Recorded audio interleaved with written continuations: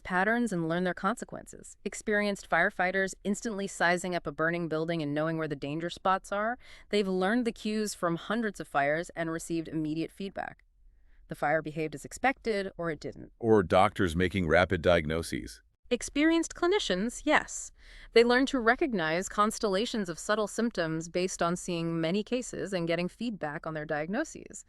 An experienced driver reacting instantly to a slight swerve from the car ahead, that's intuition honed by thousands of hours of practice in a relatively predictable environment.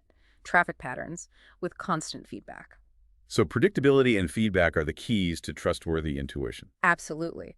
If the environment is regular enough for patterns to be meaningful, and the expert has had enough practice with clear, timely feedback to learn those patterns implicitly, then their intuition can be incredibly skilled and reliable. But what about environments that aren't so predictable? Like, say, long-term political forecasting or stock market prediction? That's precisely where intuition is likely to fail, and where those biases we've discussed will run rampant. In low-validity environments where outcomes are influenced by too many complex factors or too much randomness, even experienced people don't develop reliable intuition, though they often feel confident. And this is where algorithms often beat experts. This is where the evidence for algorithms becomes really compelling. It feels counterintuitive, right? That a simple formula could be better than a seasoned expert's judgment. It feels like the expert should see nuances the formula misses. That's common objection. But the research, going way back to Paul Meehl in the 1950s, is overwhelmingly clear. Meehl reviewed studies comparing clinical psychologists' intuitive predictions about patient outcome, academic success, etc., with predictions made by simple statistical formulas based on objective data. And the formulas won. Consistently. It was shocking at the time. And hundreds of studies since then have replicated to find across countless domains: medical diagnosis, loan approvals, parole decisions, graduate school admissions.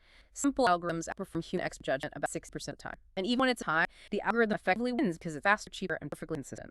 There are almost no documented cases where human expert consistently beat a relevant algorithm in low-validity prediction tasks. For predicting grad school success, maybe just plugging in test scores and GPA into a formula is better than relying heavily on interviews. The evidence strongly suggests it often is. Interviews feel informative, but they're susceptible to the halo effect. Bias is based on rapport, inconsistent weighting of factors. Algorithms should apply the statistically validated weight consistently, immune to mood or irrelevant details. They handle imperfect correlations in the data better than our intuition does. The Apgar score for newborns is a fantastic example of a simple, effective algorithm. It's a beautiful case study Dr. Jin Apgar developed in the 1950s. It's just 5 simple facts assessed in a newborn appearance, pulse, grimace, activity, respiration, each scored 0, 1, or 2. Total score gives a quick, standardized assessment of the baby's health. And it made a real difference. Huge difference. Provide a clear, objective standard, ensuring critical issues weren't missed due to subjective impressions or hurried evaluations in the delivery room. It's credited with significantly reducing infant mortality by standardizing care. It's a perfect example, like Atulga one day discusses in the Checklist Manifesto, of how simple structured procedures can outperform unstructured expert judgment in high-stakes situations. I remember the Israeli Army example too, where they resist the formula initially. Yes, they used to rely on unstructured interviews for finding roles. Then they switched to a system where interviewers rated candidates on 6 specific factual traits, like conscientiousness, sociability, based on standardized questions. The final score was just the sum of the 6 ratings. And the interviewers hated it. They did. They protested, "You're turning us into robots. We have intuition." When they actually tested the predictive accuracy, the simple sum of the scores was significantly better predicting soldiers' future success than the old intuitive assessments were. Simple formulas work because they focus on valid predictors and apply them consistently, ignoring the noise that distracts human judgment.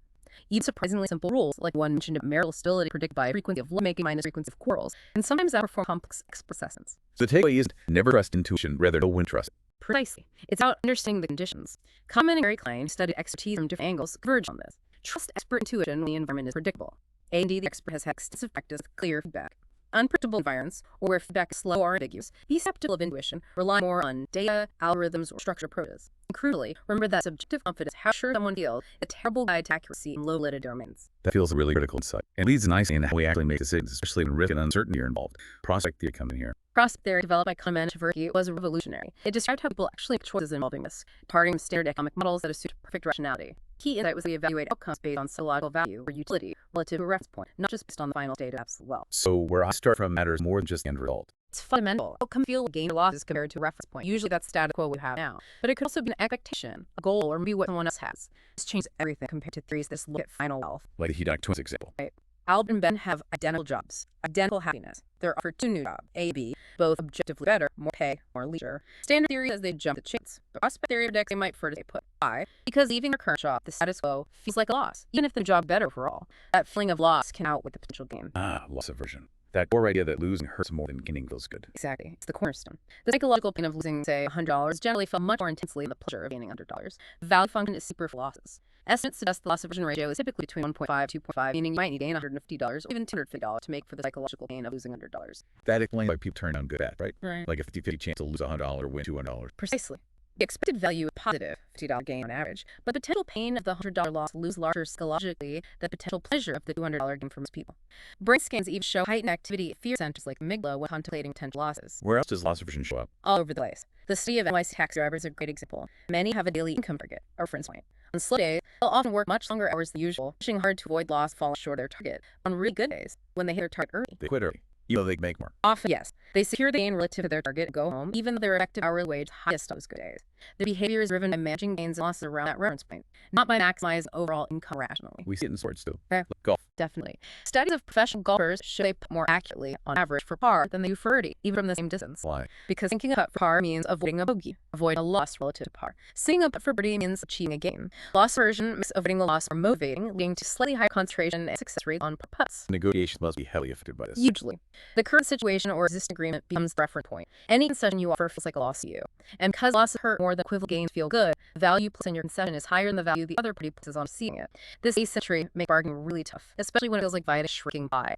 Give something up just feels worse than getting the same thing feels good. It even affects ideas of fairness, like with wages. Yes. The source describes studies showing that cutting an existing employee's pay, a loss relative to their reference point, is seen as highly unfair by most people. But hiring a new employee at that lower wage, while existing employees keep their higher wage, is seen as acceptable. It's not a loss for the existing employees relative to the status quo. Fairness judgments are strongly tied to these reference points, and whether something's framed as taking away something versus not giving something. Even legal distinctions between compensating for actual losses versus foregone gains might reflect this psychological asymmetry. Loss aversion also drives the endowment effect, overvaluing things just because we own them. Absolutely. The endowment effect is simply that people demand significantly more money to give up an object they own than they would be willing to pay to acquire the same object if they didn't own it. Giving it up feels like a loss. Coffee complexity. The classic. Half people mug it's theirs, ask the minimum price they sell it for. Ask the other half, who didn't get a mug, the maximum price they pay for one. The seller typically demands about twice as much as the buyers are willing to pay. Owning the mug endowed it with extra value because parting with it felt like a loss. You mentioned experience trades don't show this effect as much. That's an important finding. When similar experiments are done with experienced market traders dealing with goods they routinely trade, the endowment effect largely disappeared.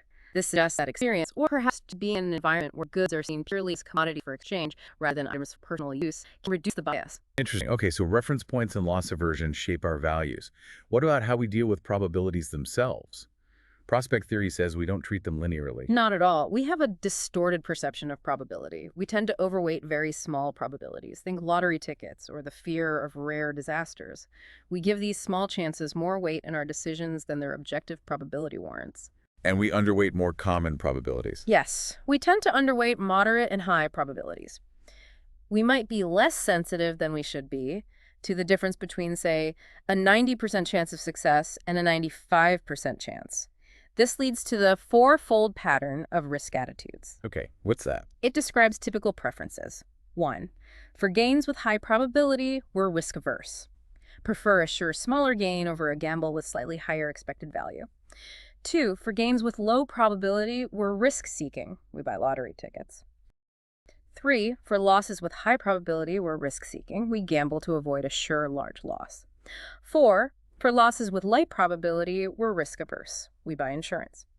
These patterns emerge naturally from overweighting low probabilities and underweighting high ones, combined with loss aversion. And we're really bad with tiny probabilities. Yeah. We either ignore them or blow them way out of proportion. That's exactly it. We're insensitive to the difference between tiny risks, 1 in 10,000 versus 1 in 100,000 feels intuitively similar. We might ignore both.